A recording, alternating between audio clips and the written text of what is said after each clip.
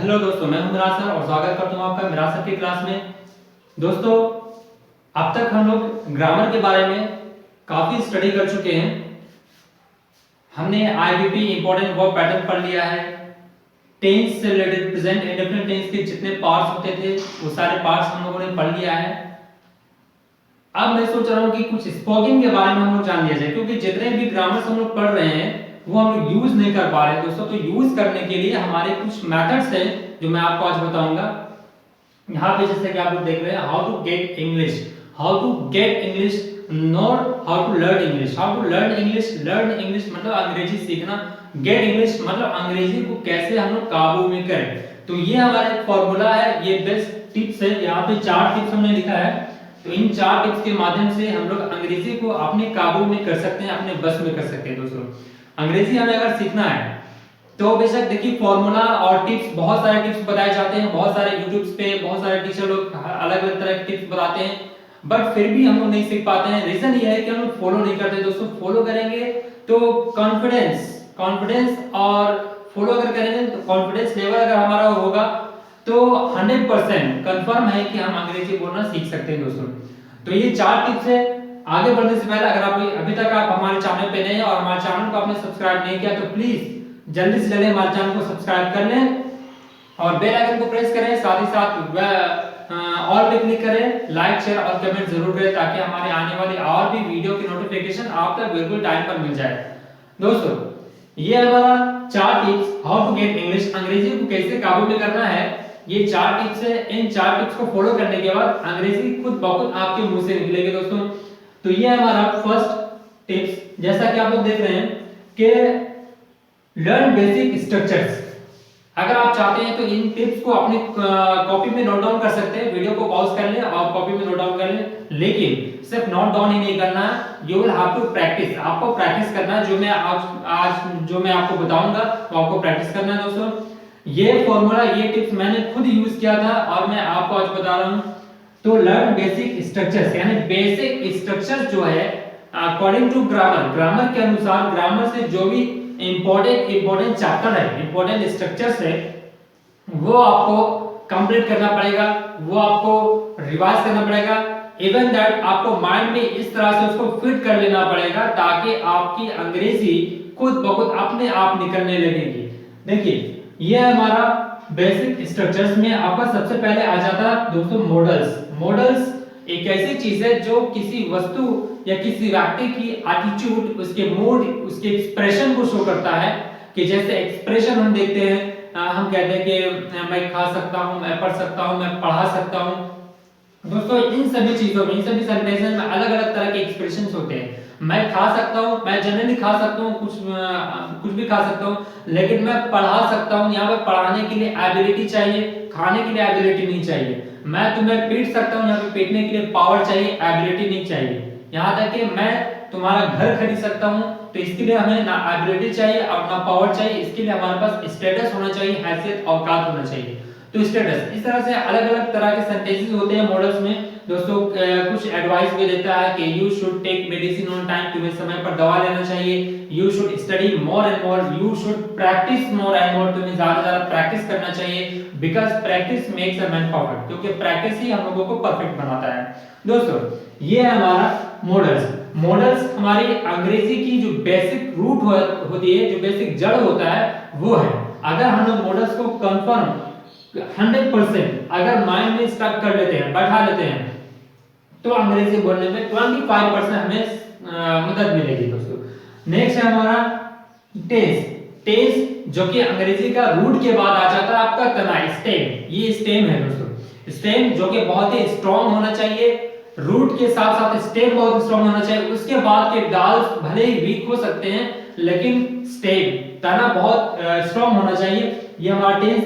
Tense से related बहुत सारे सेंटेंसेस हम लोग बोलते हैं। मैं पढ़ता हूं, मैं सुबह में उठता हूं, मैं वहां जाता हूं, मैं वो काम करता हूं, मैं अभी ये कर रहा हूं, मैं वो काम कर चुका हूं, मैं पिछले 2 घंटे से आप लोगों को पढ़ा रहा हूं, मैं पिछले 2 महीने से आप लोगों को YouTube पर पढ़ा रहा हूं। तो इस तरह का सेंटेंसेस जो हम लोग बोलते हैं, यूज करते हैं अपने डेली लैंग्वेज में, that is related to tense, वो टेंस से रिलेटेड होता है। तो टेंस हम लोगों के लिए बहुत ही इंपॉर्टेंट चीज है।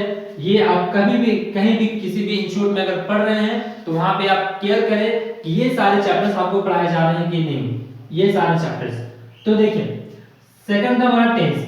नेक्स्ट हमारा आईवीपी। आईवीपी स्टैंड फॉर होता है दोस्तों important verb pattern. It means इसमें वर्ब की कंपल्सन को शो करता है, यानी एक्शन जो किया जाता है किसी भी सेंटेंस में उसकी कंपल्सन, उसकी मजबूरी को शो करता है। जैसे मजबूरी में बोले जाने वाले बहुत सारे वाक्य होते हैं, सेंटेंसेस होते हैं। जैसे मुझे जाना पड़ता है, मुझे आप लोगों को पढ़ाना पड़ता है, नहीं पढ़ाएंगे तो काम नहीं चलेगा, मुझे वहां जाना है, मैं वहां जाने वाला हूँ, मैं ट्रेन पकड़ने वाला हूँ, मैं आपको अंग्रेजी सिखाने वाला हूँ।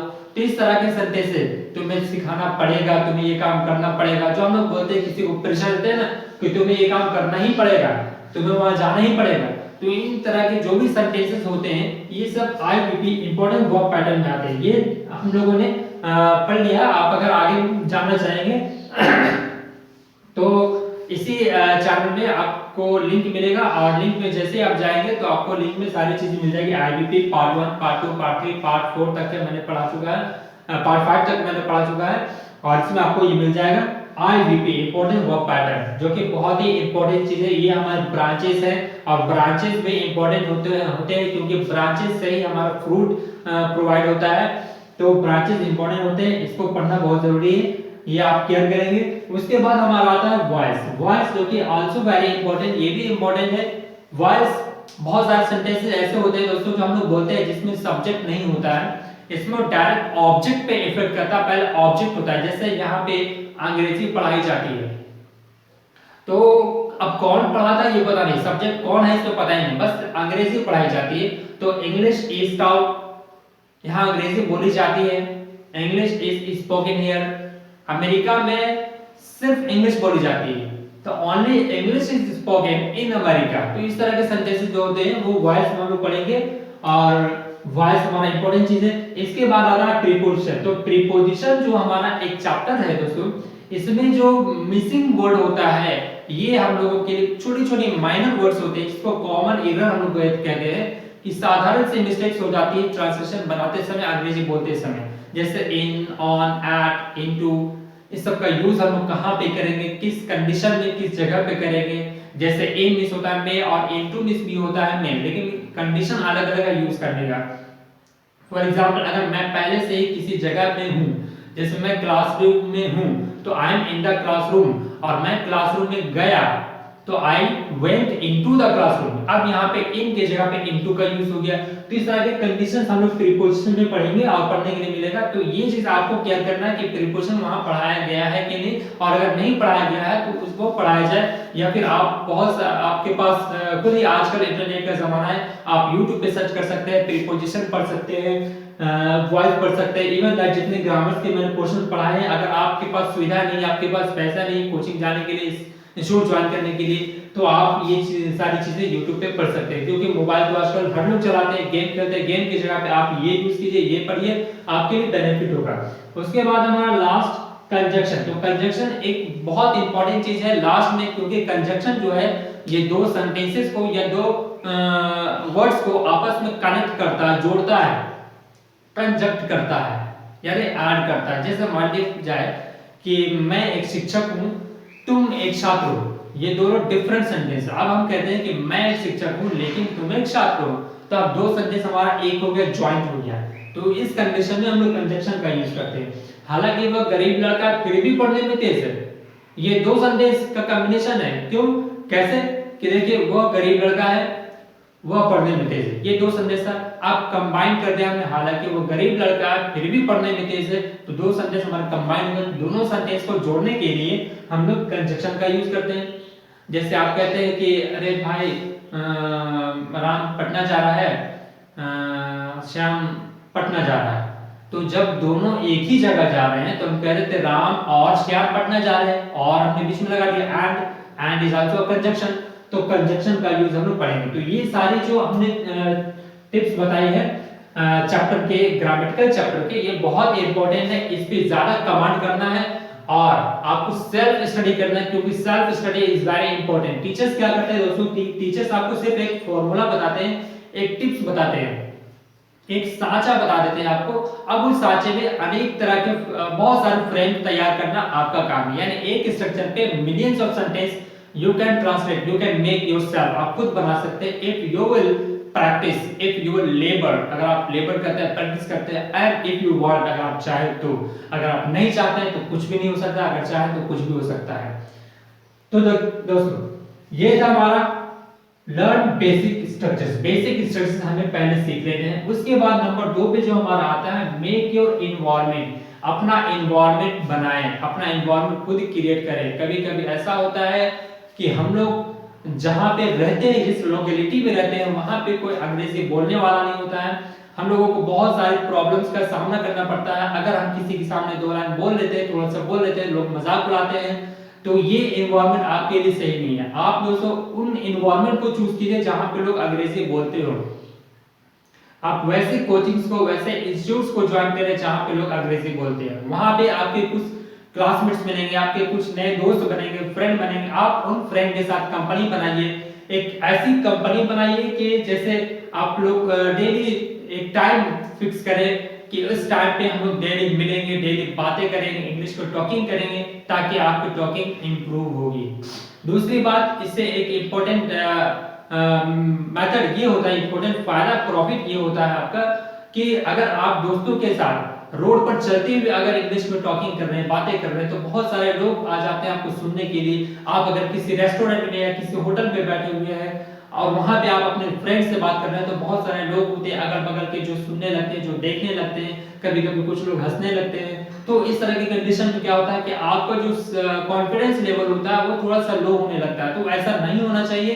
कॉन्फिडेंस लेवल को आप बिल्कुल हाई रखें और आप अपने फ्रेंड के साथ कंटिन्यू टॉकिंग पे टिके रहें, बात करते रहें, आपको बहुत प्रॉफिट होगा। दोस्तों अपना एनवायरनमेंट आपको खुद बनाना है। इवन दैट अगर आपके पास कोई एनवायरनमेंट नहीं, कोई फ्रेंड्स नहीं, आप घर पे एक मिरर ले लीजिए और मिरर के सामने खड़े होकर के अपने आप को देख करके आप इंग्लिश में बातें कर सकते हैं, कुछ ना कुछ बोल सकते हैं दोस्तों। तो ये था आपका जो एनवायरनमेंट बनाने का टिप्स। ये बहुत ही इंपॉर्टेंट टिप्स है। एनवायरनमेंट बनाना आपके लिए बहुत बेटर, क्योंकि कहते हैं कि everything is depend upon the environment. Environment पे ही सब कुछ है। सपोज मान लिया जाए कि अगर अमेरिका में कोई बच्चा पैदा होता है, जन्म लेता है, तो वो उस बच्चे को अंग्रेजी बोलना सिखाया नहीं जाता है, वो उस माहौल में रह करके सुन करके सीखने लगता है। तो आप लोग अपना एनवायरनमेंट माहौल खुद क्रिएट करें और वैसे ही कंपनी को तलाश करें जो अंग्रेजी जानता हो, जो आपसे बेटर हो उसको आप ज्वाइन करें, उससे आप फ्रेंडशिप करें। जो आपसे लोअर हो उसको छोड़ दें, जो अपर हो, जो आपसे हायर पोजीशन पे हो, आपसे ज्यादा टैलेंटेड हो, उससे फ्रेंडशिप करें, आपको बहुत कुछ सीखने को मिलेगा। उसके बाद नेक्स्ट हमारा थर्ड स्टेप में है मेक योर ओन डिक्शनरी। अब यहाँ पे दोस्तों आपको अपनी एक डिक्शनरी खुद बनानी पड़ेगी। आप एक डायरी ले सकते हैं और उस डायरी को अपने पास अपने जेब में हमेशा रखिए, ताकि कभी भी किसी भी प्रॉब्लम में, किसी भी सिचुएशन में अगर आप फंस जाते हैं, कोई मीनिंग अपने फ्रेंड से बात करते समय अगर कोई मीनिंग आप फंस जाते हैं कि इसका मीनिंग हमको नहीं पता, इसका इंग्लिश क्या होता है, आप फौरन उसको डायरी में नोट डाउन करें। इवन दैट जो आपको कुछ नया मीनिंग मिल जाता है उसको डायरी में नोट डाउन करें, कुछ मीनिंग जिसको नहीं पता वो भी डायरी में नोट डाउन करें, और घर पे आके सेल्फ स्टडी 1 आवर कंटिन्यू, कम से कम 1 आवर सेल्फ स्टडी जरूर करें। आपके पास खुद बहुत सारी फैसिलिटीज है, मोबाइल फोन है, इंटरनेट है, आप गूगल है, यूट्यूब है, आप खुद गूगल से मीनिंग्स वगैरह तलाश कर सकते हैं, लिख सकते हैं। आजकल डिक्शनरी खरीदने की जरूरत नहीं है, आप अपना डिक्शनरी खुद बना सकते हैं। आपको मीनिंग्स को कलेक्ट कर सकते हैं, कलेक्ट करके आप उसको बाय इंस्ट्रक्ट कर सकते हैं। फॉर एग्जांपल मान लें आप सुबह जैसे सोकर उठते हैं, आपको जितने भी चीजें नजर आती है, आप एक बार सुबह उठने के बाद अपनी चारों तरफ एक बार ढूंढ लीजिए कि क्या क्या चीजें आपको नजर आ रही है और किसको इंग्लिश में क्या कहते हैं। अगर जिसको आप जानते हैं उसकी एक अलग कॉलम बनाएं और जिसको नहीं जानते उसके एक अलग कॉलम बनाएं। जानने वाली चीजों को, जैसे मान लें कि आपको अगर आपको पंखा दिखा तो पंखा आप जानते हैं कि फैन बोला जाता है, उसको एक अलग कॉलम में नोट करें, पंखा उसको फैन बोलते हैं। अगर आपको नजर आ जाता है फॉर एग्जांपल घड़ी नजर आ जाती है, घड़ी को क्या बोलते हैं, वॉच बोलते हैं, वॉच आप नोट कीजिए। अब जैसे आप आगे बढ़ते हैं, किचन की तरफ बढ़ते हैं, चम्मच नजर आ जाता है, चम्मच को क्या बोलते हैं, अगर आपको पता है तो लिखिए, अब नहीं पता तो उसको अलग कॉलम में लिखिए चम्मच। अब इसको क्या कहते हैं, अब आप गूगल पे सर्च कीजिए, आपको मिल जाएगा चम्मच की इंग्लिश स्पून होती है, स्पून का लिख लीजिए। इवन दैट इस तरह से आप चाहे तो अपने डिक्शनरी खुद क्रिएट कर सकते हैं, खुद बना सकते हैं। मिलियंस ऑफ वर्ड्स आप अपने डिक्शनरी में खुद लिख सकते हैं दोस्तों। उसके बाद आप चाहे तो अपनी अल्फाबेटिकल ऑर्डर में उसको अरेंज कर लें और खुद की एक अलग डिक्शनरी बनाएं, क्योंकि डिक्शनरी जो बनाने वाले जो थे उन्होंने पहले डिक्शनरी ऐसे ही बनाई थी और आपको भी वैसे ही बनाना है दोस्तों। तो मेक योर डिक्शनरी ऑन, अपनी डिक्शनरी खुद बनाएं और डिक्शनरी में जो भी प्रॉब्लम्स मीनिंग्स है उसको लिख ले। आप अपने टीचर से पूछे, आप गूगल से पूछे, बहुत सारे पूछने के साधन से आज की जो टेक्नोलॉजी है इसमें अगर कोई आज के टेक्नोलॉजी में अंग्रेजी बोलना नहीं जानता है तो that is the matter of shame. ये उनके लिए शेम की बात है, शर्म की बात है।